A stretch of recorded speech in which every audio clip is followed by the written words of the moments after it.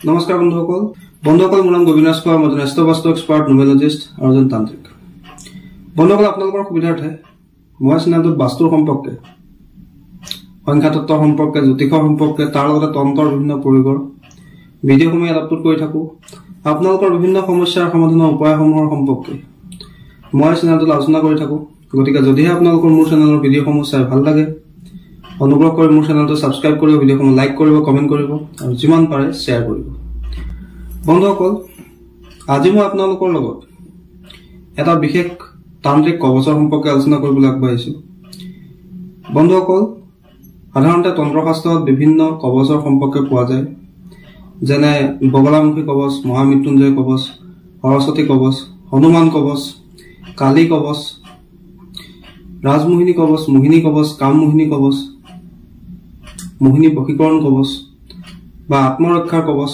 দেহৰক্ষাৰ কবচ ইত্যাদি বিভিন্ন ধৰণৰ কবচৰ সম্পৰ্কে যন্ত্ৰৰ সম্পৰ্কে পোৱা যায় কিন্তু বন্ধুসকল সকলোতকৈ বেছি আমাৰ কামত অহা কবচটো হৈছে মোহিনী কবচ আৰু সেই মোহিনী কবচৰ তিনিটা ভাগ থাকে এটা হৈছে মোহিনী বশীকৰণ কবচ এটা হৈছে ৰাজমোহিনী কবচ আৰু সকলোতকৈ শক্তিশালী মোহিনী কবচটো হৈছে বিশ্বমোহিনী কবচ আজি সেই বিশ্বমোহিনী কবচৰ সম্পৰ্কে মই আজি আপোনালোকক ক'বলৈ আগবাঢ়িছো বন্ধুসকল মই মোৰ আগৰ ভিডিঅ' এটাত আপোনালোকৰ লগত ৰাজমোহিনী কবচৰ চমৎকাৰী উপকাৰৰ সম্পৰ্কে আলোচনা কৰিছিলো আজি মই আলোচনা কৰিবলৈ আগবাঢ়িছো বিশ্বমোহিনী কবচৰ চমৎকাৰী উপকাৰ সম্পৰ্কে বন্ধুসকল প্ৰথম কথা হ'ল এই মোহিনী কবচৰ আমাৰ প্ৰয়োজন কিয় থাকে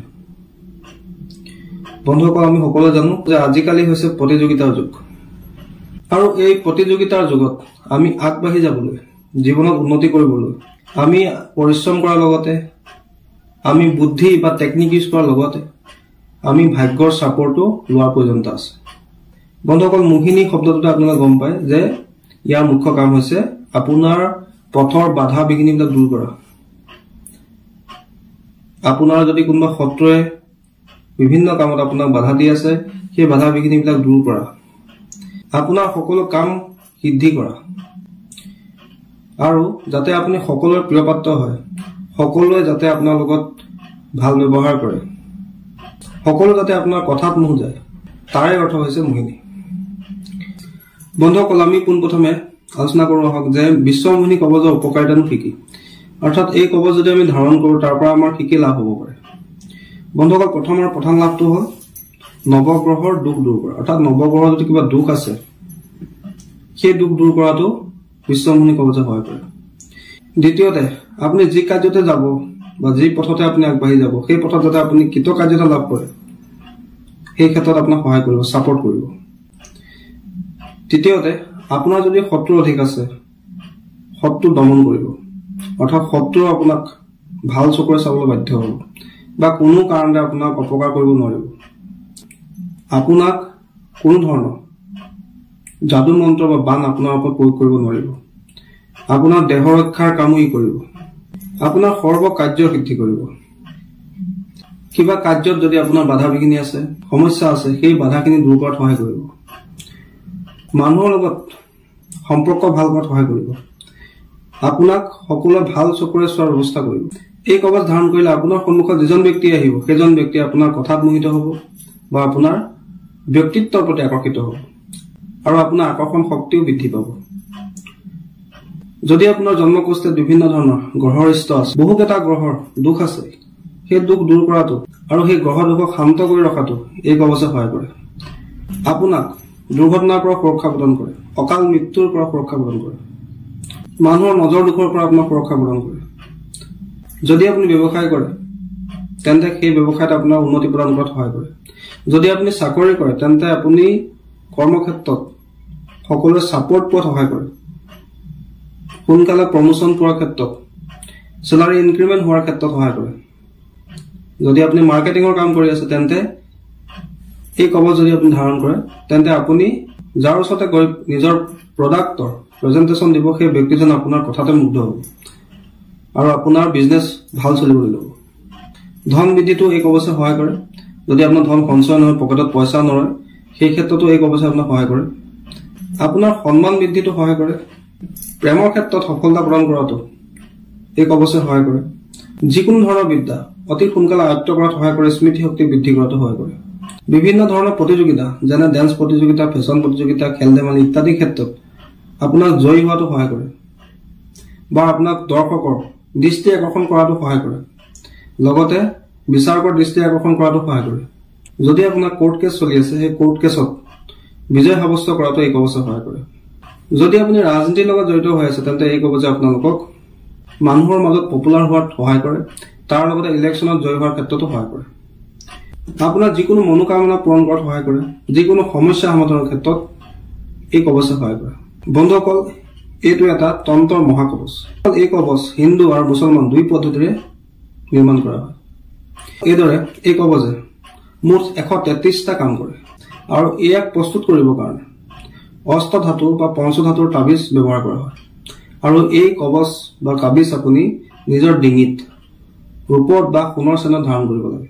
আৰু এই কবচৰ নক্সাটো মই আপোনাক স্ক্ৰীণত দি দিছো। নক্সাটো এনেধৰণৰ, আৰু এই নক্সা ভোজপাতত গুৰুচনাৰ চিয়াহীৰ সহায়ত প্ৰস্তুত কৰা হয়। বন্ধুসকল, গুৰুচনা কি বস্তু যিসকলে অলপ তন্ত্ৰ মন্ত্ৰৰ জ্ঞান আছে তেওঁলোকে ভালকৈ জানে। বন্ধুসকল, যিদৰে ৰাজমোহিনী কবচত 108টা বস্তু দিয়া থাকে যি 108টা কাম কৰে, ঠিক তেনেকৈ বিশ্বমোহিনী কবচত 133টা বস্তু দিয়া থাকে আৰু প্ৰত্যেকটো বস্তুৱে অৰ্থাৎ 133টা বস্তুৱে 133টা কাম কৰে। আৰু ইয়াত যিখিনি বস্তু ব্যৱহাৰ কৰা হয় সকলোখিনি প্ৰাকৃতিক বস্তু। ইয়াত কোনো ধৰণৰ আৰ্টিফিচিয়েল বস্তু ইউজ কৰা নহয়। প্ৰাকৃতিক বস্তু মানে বিভিন্ন গছ গছনিৰ শিপা, গছৰ ছাল, গছৰ পাত, গছৰ গুটি, বিভিন্ন নদীত পোৱা প্ৰবাল, বিভিন্ন জীৱ জন্তু, চৰাই চিৰিকটিৰ বিভিন্ন অংগ পতংগ, ছাল, নখ, হাড়, পিঠ ইত্যাদিবিলাক এই কবচত ব্যৱহাৰ কৰা হয়। বন্ধুসকল, কেইটামানৰ সম্পৰ্কে মই আপোনালোকক কৈ দিছো।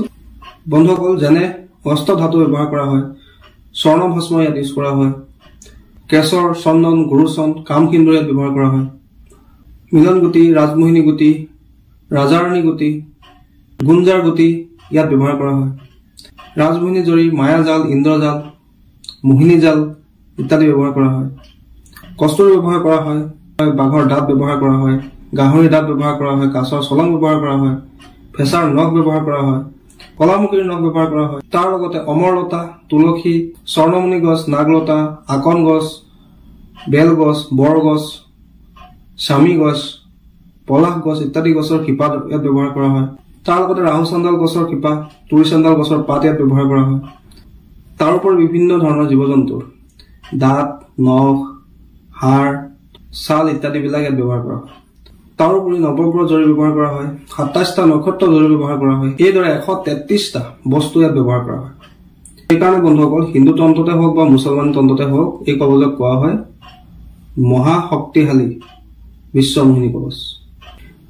পোনপ্ৰথমে শনি মংগলবাৰৰ দিনা কোনো অষ্টধাতুৰ তাবিজত প্ৰথমে ভোজপাতত গুৰুচনৰ চিয়াহীৰ সহায়ত এই বিশ্বমোহিনী কবচৰ নক্সা অঁকা হয়।